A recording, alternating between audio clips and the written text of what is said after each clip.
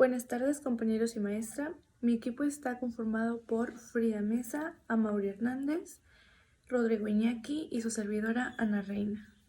Nosotros vamos a hablarles sobre la reproducción del tiburón y un poco más enfocado en el tiburón anguila. La reproducción sexual es el proceso de creación mediante la combinación de material genético de dos organismos con material genético similar.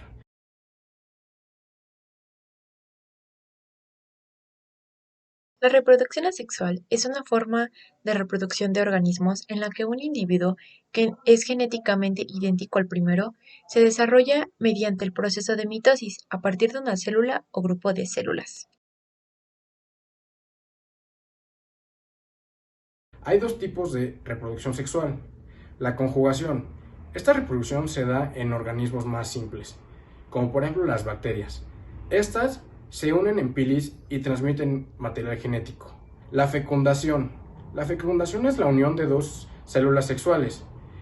Esta reproducción se da especialmente en los animales y en los humanos.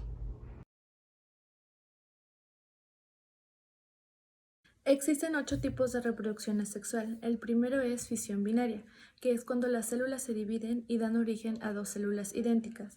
Los organismos que se reproducen por fisión binaria son las bacterias. Gemación es cuando una célula madre produce células hijas más pequeñas que forman células semejantes a ella. Las levaduras se reproducen por gemación. Esporulación consiste en una serie de divisiones del núcleo rodeado de citoplasma y de membrana. Al romperse la membrana de la célula originaria, quedan en libertad varias células llamadas esporas.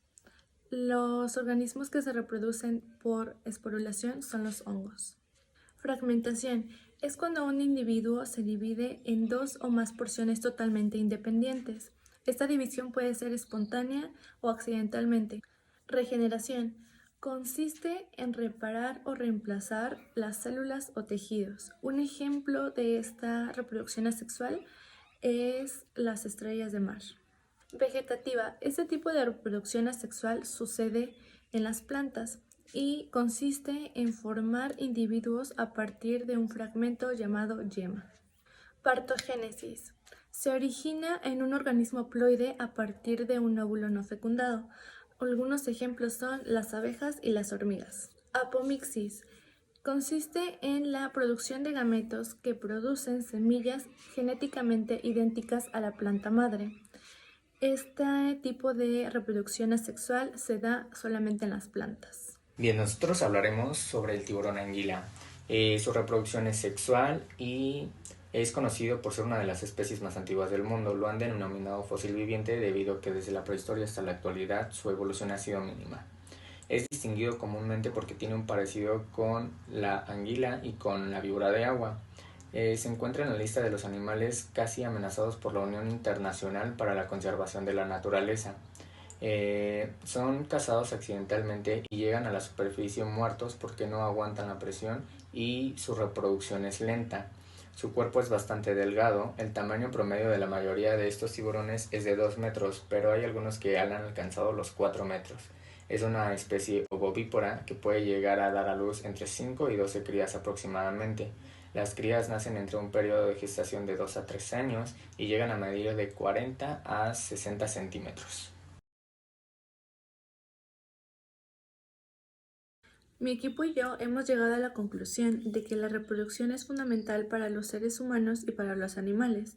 Como lo explicamos antes, existen dos tipos de reproducción, sexual y asexual. Ambos tipos de reproducción tienen sus ventajas y desventajas. En la reproducción sexual, la descendencia es diversa, es decir, el material genético es diverso. En cambio, en la reproducción asexual, el individuo es genéticamente igual al progenitor. La reproducción es una característica fundamental de los seres vivos. Por ejemplo, en los animales podemos evitar la extinción de ellos y en los seres humanos podemos perpetuar más la especie.